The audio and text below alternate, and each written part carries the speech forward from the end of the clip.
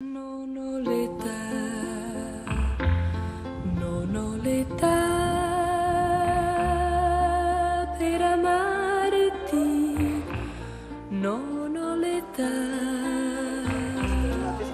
mais franchement, vous avez entendu, qui peut humainement rester insensible à la douce voix de Gigliola Cinquetti?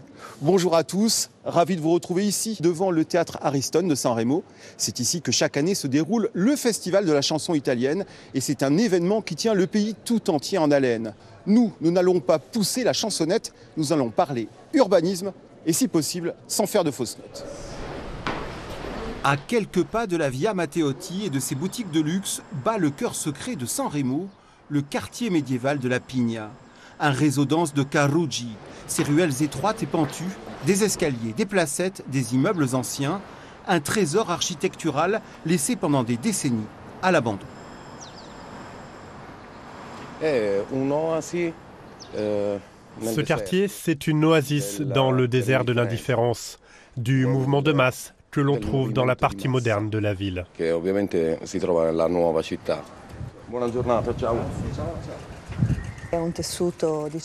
C'est un tissu urbain compliqué. Et comme vous avez pu le voir, vivre ici est difficile. Les ressources de la commune ne sont pas suffisantes pour financer la rénovation radicale dont ce quartier a besoin. Cet énorme effort de requalification urbaine est désormais en marche. À la Pigna, 10 chantiers vont s'ouvrir, 7 sont déjà en cours. Place des Douleurs, le Palazzo delle Rivolte, sauvé de la ruine, va accueillir 6 logements sociaux. Les financements nécessaires sont arrivés grâce à l'État italien et un vaste programme national baptisé Pinqua. Nous avons récupéré 16 millions d'euros pour des chantiers à caractère public. Ils seront destinés à la remise en état des chaussées, des fontaines, des places, des immeubles, des jardins. C'est tout un quartier médiéval qui aura un intérêt touristique et surtout, nous allons le rendre accessible. À ces 16 millions d'euros d'argent public s'ajoutent 14 millions d'euros d'investissement privé. Des logements, des commerces, des restaurants vont rajeunir le visage de la vieille ville. La Pigna rénovée ne sera peut-être plus tout à fait cette oasis libertaire au cœur de la cité. Vous l'avez compris, les travaux de requalification urbaine du quartier de la Pigna vont permettre de résoudre une toute petite partie du problème du logement ici à Sanremo. Alors pour en avoir le cœur net et en savoir un peu plus sur le marché de l'immobilier local, nous allons voir un professionnel, Pier Mario Mancari. Ciao Pier Mario, come stai? Pour la vente, Sanremo a toujours été un marché dynamique. Et c'est toujours le cas. Nous n'avons jamais subi de grosses variations. En ce qui concerne la clientèle française, elle achète souvent en Italie parce que les prix sont inférieurs à ceux de la Côte d'Azur. Une maison ici coûte environ 30% moins cher. Après, cela dépend beaucoup, comme partout, des quartiers de la ville où on veut acheter. Est-ce que les habitants de Sanremo ont parfois du mal à trouver un logement ?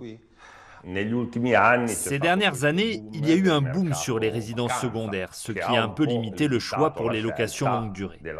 Mais on finit toujours par trouver.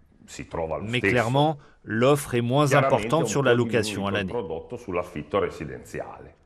Que faut-il faire alors? Il faut construire plus?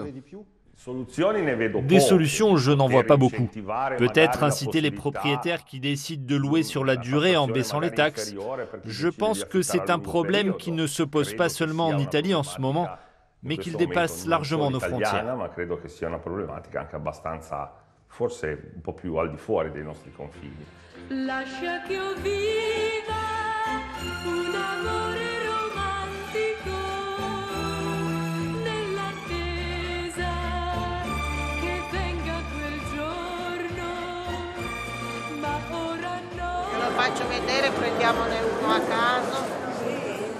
Qu'est-ce qu'on vient chercher ici au marché de Sanremo qu'on ne trouve pas à Marseille par exemple? Des produits qui ont du goût, de qualité, des produits du terroir. Chez nous, on prend des produits du terroir, ils n'ont aucun goût.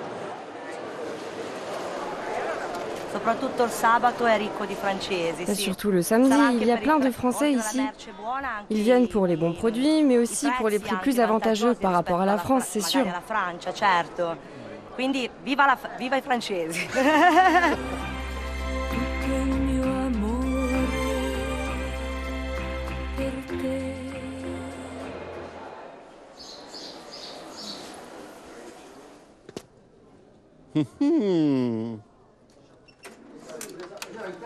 Grazie cara, una buona giornata. Ciao, arrivederci, grazie. Toi, les bacci de San Remo, tu en fais depuis longtemps? Depuis que je suis petit.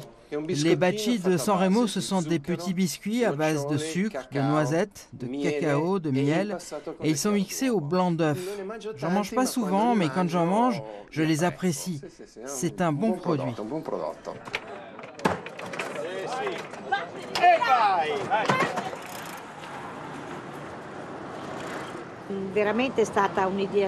Ça a été vraiment une idée formidable de transformer l'ancienne ligne de chemin de fer en piste cyclable. Tu as déjà calculé le nombre de vélos que tu loues chaque année? Tu devrais demander à mon fils, c'est lui le propriétaire. Mais enfin, je pense 1 million de bicyclettes.